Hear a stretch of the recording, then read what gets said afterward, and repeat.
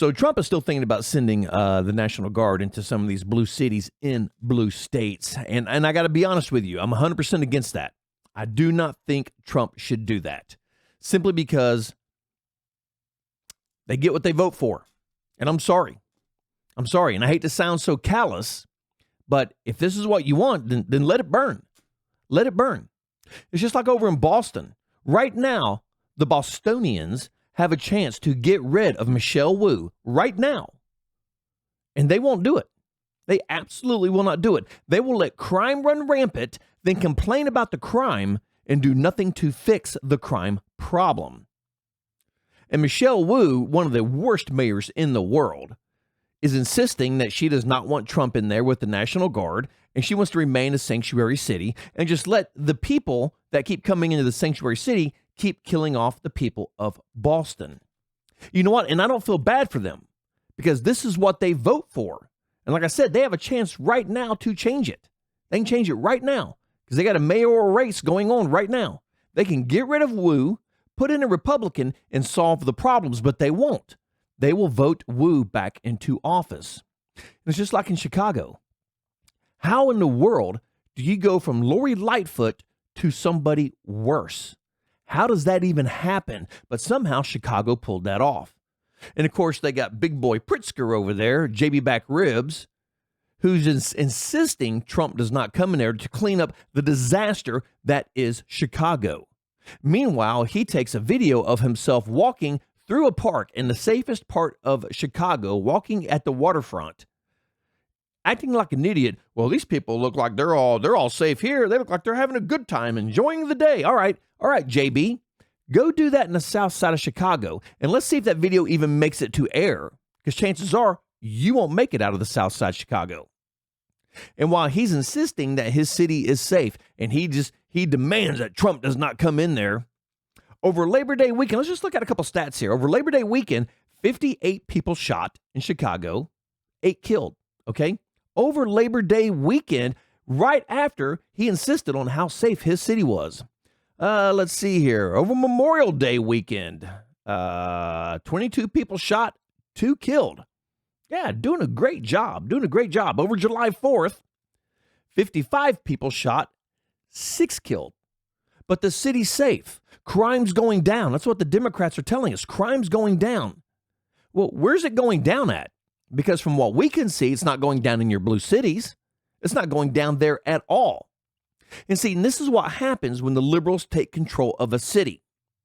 And then what makes it even worse is when the idiots that live in the city continue to vote for the people that make it worse in their city.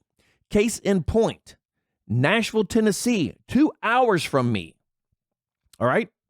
I'm in Knoxville, Tennessee. We have nowhere near the crime rate Nashville has. 10 years ago, Nashville was a red city.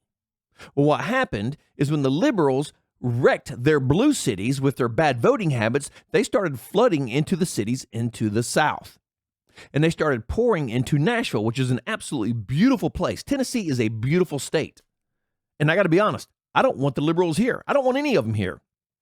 Because what they've done is they have slowly turned Nashville into a blue city. And what's going on now is the crime is skyrocketing in Nashville. And they have voted in a liberal liberal mayor over in Nashville. And the crime has taken off. And that's what happens. And there's a direct correlation to where liberals are as to where the crime is. And the liberals love to scream, well, the states with the highest crime are red states. Yes, the big blue cities in red states. But they never seem to mention that point. They always seem to leave that point off, that it is the blue cities in red states. Case in point, Memphis, Tennessee, where I live. It has been blue as long as I can remember, and the crime is rampant over in over in Memphis. Absolutely rampant over there. And it's been blue as long as I can remember. And the problem is, and I think I talked about this in one of the podcasts. We were over there I was over there for a radiology technology meeting. We drove over to Memphis, and we were hanging out on Bill Street. It was on a Friday night. We were down there, going through the bars, BB King and all that stuff. And we just, had a couple of drinks that we probably shouldn't have had. And we wandered off of Bill Street. And we weren't even a mile off of Bill Street when we heard boom, boom, boom, boom, boom. Yeah, gunfire, live gunfire. I was like, oh, turn around. Let's go back. Because on Bill Street, they have police that patrol it, so not a lot really happens right there on Bill Street. But you get a mile off of Bill Street, it's a murder zone. All right? Well, that's what's happening in Nashville right now because the Democrats have taken over Nashville. And if you don't believe me, just go back and look at the statistics of Nashville before the Democrats came, before the liberals came, and before they started voting in liberal mayors. And it happens in every single city that they invade. They're like locusts. Liberals are like locusts. They run into a city, they completely deplete the natural resources, and then all of a sudden the city goes to hell in a handbasket. Then they have the audacity to complain about it. But here's the thing that is the kick in the ass, all right? J.B. Pritzker does not want Donald Trump in Chicago. The god-awful mayor, was it Johnson over there now? Does not Johnson, Brown? I don't know. One of the two idiots, I don't know, does not want Trump in Chicago. Meanwhile, people are getting slaughtered in Chicago. And this is absolutely baffling to me because people were getting slaughtered under Lori Lightfoot. And what did they do? They voted in somebody worse than Lori Lightfoot, somebody more liberal. And what has happened is now under this mayor, the killing has gone up. The crime has gone up. But then they sit there and swear, well, we don't have a crime problem. We don't have a crime problem. All those people getting killed, that's collateral damage. Because what the problem is they're afraid to let Trump come in there and clean up their cities because that would mean Trump's right. That would mean Trump's right. And I said this in the last video. How many videos did I see on YouTube after Trump went in there and cleaned up D.C. to where people were just walking down the streets with cameras and mics? They're like, how do you like D.C. now? And they're like, oh, this is fantastic. I actually feel safe out here right now because Trump went in there and cleaned it up. Now, there wasn't a whole lot that the liberals could say about that because Trump literally has authority over D.C. He can blast in there for 30 days and say, hey, you know what? I'm locking it down. And there's nothing they can do because it is the capital city. So he has every right to do that. So they can whine and cry all they want. But the amazing thing is the liberal mayor over in D.C., who apparently has somewhat of a brain, came out and admitted it worked. What Trump did was correct. It worked. We're safer now. So now Trump has gave her a level playing field to ramp up her police department and keep the crime at a minimum. But if she doesn't, what's going to happen is the moment Trump pulls the National Guard out, the crime in D.C. will skyrocket again. Then, of course, we'll have the liberals screaming, see, it didn't work. No, it didn't work because of the failed policies of the liberal mayors and the liberal governors. That's why it didn't work. Because as long as the Republicans were in charge, things were working. Amazing how that happens, isn't it? Absolutely amazing. And over here in my city of Knoxville, now do people get killed? Of course they do. People get killed everywhere. Even over in Australia, where they have the craziest, strictest gun laws in the world, well, they quit shooting each other and they started hacking each other up with machetes. So now they're literally outlawing machetes. I did a video on that. If you don't believe me, go back and watch the video. Actually cite things that are happening from Australia where they're outlawing machetes. Because a killer is going to kill, period. There's no ifs, ands, and buts about it. You take away guns, he'll get a knife. You take away knives, he will use a baseball bat. You take away baseball bats, he'll use a hatchet. Take away hatchet, he'll start using bombs. A killer is going to kill. Just like the poor girl over in Carolina that got stabbed in the chest from the girl from Ukraine who can survive the war going on in Ukraine, comes over to America and gets killed. Gets killed in a liberal city with a liberal mayor. Go figure. Somebody who should have been in jail, but their soft on crime policies kept letting him out of jail. And then he violently murders that girl. I'm not going to play the video. You've seen it. It's all over YouTube. I'm not going to play it. It's crazy violent. And I got to be honest, it pisses me off so bad when I see the video, I get enraged. Because this girl was helpless, 100% defenseless, and this coward comes up from behind her and stabs her. Now, in my opinion, this guy has a straight shot. I don't want to hear mental health. I don't want to hear mental institution. A straight shot to the electric chair. You do not get to pass go. You do not get to collect $200. It is an eye for an eye. It is Old Testament time in America. And it's time we start locking these people up or we start putting them on death row. Because the problem is the criminals do not fear the liberal governments. Because they break the law, they get out instantly on this whole cashless bail thing. Then they go out and commit more crimes. Because that's what they do. And I've said this in a video before. And this is just the point I love to use. Is I don't remember the guy's name that did it, but Kathy Hochul let that dude out of jail that beat the hell out of his wife. She let him out of jail the next day with no bail, and he went back and killed her. So now that lady's family should have been able to sue Kathy Hochul in the city and state of New York. And that's what it's going to take to stop this. Either liberals, well, let me rephrase that. Liberals are lost. But either Democrats are going to have to learn how to vote better and start voting Republican to clean up their cities. All right? Either they're going to have to do that, or we're going to have to pass law to where we can start suing the states if the criminal had been arrested and they let the criminal out early and he commits a violent crime, then that family should be allowed to sue the state. And I guarantee you, after 2 or 3 or 4 lawsuits that Illinois goes through, these people will start serving time. But and that's the only way that this can be handled. Either vote in Republicans or let the family start suing the states for the state's carelessness, just like Kathy Hochul. She blamed everybody in the world for her policy that let that criminal out of jail to kill that lady. Well, guess what? Same thing that just happened. Same thing that just happened. That guy should have been in jail. He should have been in prison. He was let out. He had, 14 encounters with the police.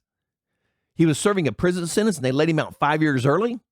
And if you've seen the video, she just comes in, got her earbuds in, beautiful girl, sits down, in front of this guy, sits down in front of him, looking at her phone, just minding her own business, whips out a pocket knife, boom, kills her. And like I said, straight shot to the electric chair. No trial.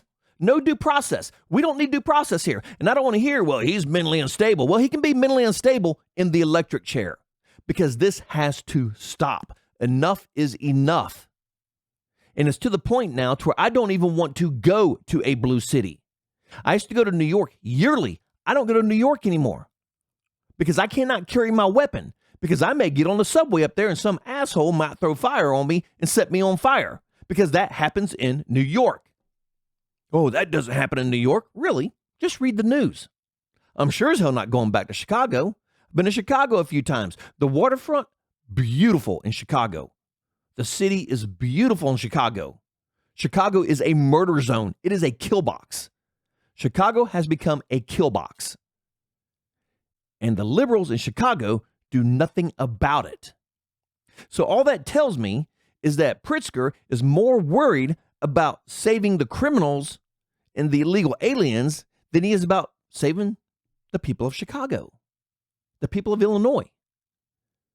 So I've got to ask all you people, how can you vote for somebody that has everybody else's best interest at heart but yours? How is that even possible? I simply can't wrap my head about it. Like I said, Michelle Wu is up. She's going to, and they're going to vote her back in. Even though the crime in Boston is going through the roof, they will vote her back in when they could easily vote her out and say, hey, guess what? We're done.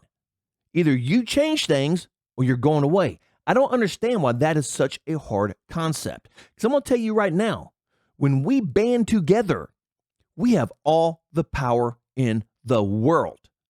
All right? It doesn't matter what it is. Case in point, look at Cracker Barrel. This is a fantastic example of how much power we have. We don't have to be in government to change the world. Cracker Barrel was going to put up their unbelievably woke DEI god-awful logo, and we backlashed. And what happened? Oh, okay, we made a mistake. We're not putting the logo up. That's the power of the people, something that everybody seems to have forgotten about. When we band together, this is what happens. But they were still going to spend all those millions of dollars remodeling the interiors of their stores. Guess what happened? The backlash hit again. Okay, we're not going to remodel. We're going to leave the stores as they are because that is what happens when our voice is heard and we're not screaming at the sky like a bunch of woke snowflake liberals. All right? Guess what? Donald Trump is your president. There's nothing you can do about it. Nothing. Get on board and quit being a problem. Because right now the liberals are just an obstacle. They're just an obstacle. When he goes into D.C., what is he doing? He's saving liberal lives, and they're complaining about it. Now he's trying to go into Chicago to save liberal lives, and they're complaining about it and fighting him. So I guess they want them all to die. Well, you know what? I'm sorry, and this may be callous. Let it burn. Let Chicago burn. They keep voting for the same incompetence over and over and over. And then when nothing changes, they have the audacity to complain, but then they change nothing. They vote in somebody worse than the people they had in there before. So whatever happens to Chicago, good luck. Good luck, because that's on you, Chicago. That's on you.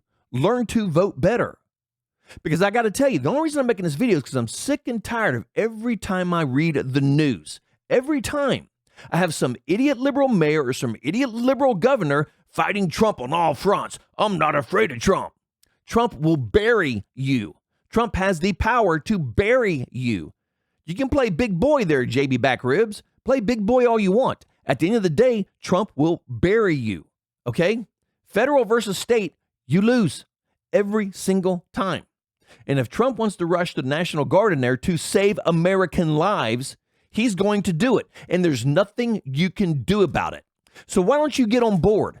Clean up your city. Quit being the idiot that you are, JB Pritzker. Quit being the idiot that you are and start saving the lives of the Americans that live in your city. Is that too big of an ask?